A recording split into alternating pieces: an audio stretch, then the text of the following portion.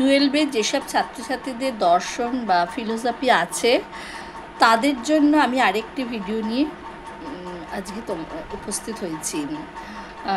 আজকে আমি ফিলোসফির দ্রব্যের ভেতরে চ্যাপ্টারটার ভেতরে আজকে ঢুকবো।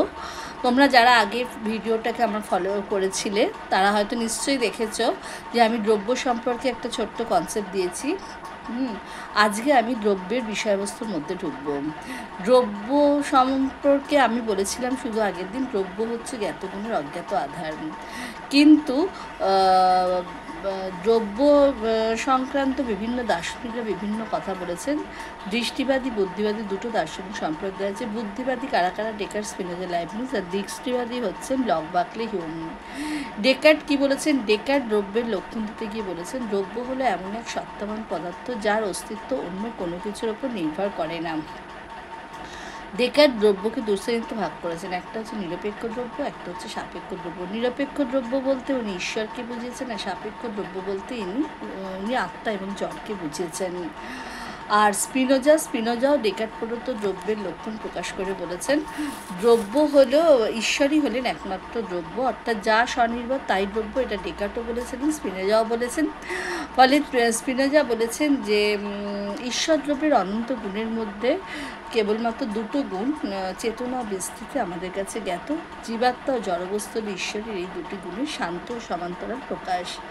আর স্পিনোজাকে আমরা সর্বেশ্বরবাদী বলে থাকি, কারণ স্পিনোজা দর্শনের দ্রব্য, ঈশ্বর ও প্রকৃতি হচ্ছে অভিন্ন, অর্থাৎ তিনি বলেছেন দ্রব্য ইজুকাল টু ঈশ্বর ইজুকাল টু প্রকৃতি। আর লাইবনিজ কি বলেছেন? লাইবনিজ বলেছেন আত্মসক্রিয়তাই দ্রব্যের লক্ষণ, অর্থাৎ তিনি বহু দ্রব্যের কথা বলেছেন আর বহু দ্রব্যকে উনি মনাড নামে অভিহিত করেছেন। মনাডগুলি সক্রিয়, অবিভাজ্য, অযৌগিক, বিস্তৃতিহীন, আধ্যাত্মিক এবং অজরাত্মক। যা কিছু সত্তাবান তার মূল উপাদানই হলো মনাড বা চিৎপরমাণুবাদ, অর্থাৎ তিনি মনাড বলতে ঈশ্বরকে বুঝিয়েছেন। আর মনাডগুলি সংখ্যায় বহু এবং এরা যেহেতু একে অন্যের উপর প্রভাব বিস্তার করতে পারে না বলে তিনি মনাডগুলিকে গবাক্ষহীনও বলেছেন। তাই জন্য আমরা লাইবনিজ বহু দ্রব্যের অস্তিত্ব স্বীকার করেছে বলে বহুত্ববাদী বলি, আর স্পিনোজাকে আমরা অদ্বৈতবাদী বলি, আর ডেকার্টকে আমরা দ্বৈতবাদী বলি, যেহেতু দুটো দ্রব্যের অস্তিত্ব স্বীকার করেছেন। আর লক হচ্ছে লকের দ্রব্য সম্বন্ধে মতবাদ ও অন্যান্য জটিল ধারণা সম্বন্ধে মতবাদের ধারণার অন্তর্গত। লকের মতে ধারণা দু প্রকার, সরল আর জটিল। লক সরল ধারণাগুলো আমাদের বাহ্যবস্তু থেকে আমাদের মনে আসে আর সংবেদন এবং অন্তর্দর্শনের মাধ্যমে। আর জটিল ধারণাগুলো তিন প্রকার, রূপান্তর, দ্রব্য আর সম্বন্ধ। আর লক বলেছেন দ্রব্য হলো জ্ঞাতগুণের অজ্ঞাত আধার। আর লক ঈশ্বর, আত্মা এবং জলদ্রব্যের অস্তিত্বকে স্বীকার করেছেন। আর বার্কলে কিন্তু জলদ্রব্যের অস্তিত্বকে অস্বীকার করে শুধুমাত্র ঈশ্বর এবং আত্মার অস্তিত্ব স্বীকার করেছেন। বার্কলে বলেছেন অস্তিত্ব হলে প্রত্যক্ষ নির্ভর, অর্থাৎ যা কিছু আমরা দেখব সেটারই অস্তিত্ব আছে। আর হিউম বলেছেন যে জড়দ্রব্য, আত্মা, ঈশ্বর তিনটের অস্তিত্ব উনি অস্বীকার করেছেন। তিনি বলেছেন যে দ্রব্য হলো দুর্বোধ্য উদ্ভট কল্পনা, আর তিনি তিনটেকে অস্বীকার করেছেন। হিউম আত্মার অস্তিত্ব অস্বীকার করেছেন, আর জড়দ্রব্য অস্বীকার করেছেন এবং ঈশ্বরের অস্তিত্ব অস্বীকার করেছেন। ফলে দ্রব্য সম্পর্কে এদের অনেক সমালোচনা উঠেছে। সমালোচনাগুলো এত কম টাইমে বলা সম্ভব না, সেগুলো তোমাদের বইতে আছে, তোমরা দেখে নেবে।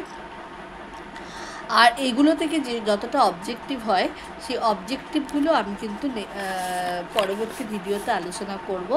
তাহলে আমরা শুধু আজকে কি পয়েন্টগুলো দেখে নিলাম, যে আগের দিন আমরা দ্রব্য সম্পর্কে সাধারণ মত দেখেছিলাম, কিন্তু আজকে আমরা ডেকার্টের মত থেকে শুরু করলাম। দ্রব্য সম্বন্ধে ডেকার্টের মতে আমরা বলবো, ডেকার্ট বলেছেন যা স্বনির্ভর তাই দ্রব্য, আর দ্রব্য দু প্রকার, নিরপেক্ষ দ্রব্য, সাপেক্ষ। আর ঈশ্বর হলেন নিরপেক্ষ দ্রব্য, আর জড়দ্রব্য আত্মা হলেন জড়দ্রব্য, আর মন বা আত্মা হলেন আমাদের সাপেক্ষ দ্রব্য। গুণের মাধ্যমে দ্রব্যকে জানা যায়, গুণ ছাড়া দ্রব্য থাকতে পারে না, এটা ডেকার্টের কথা।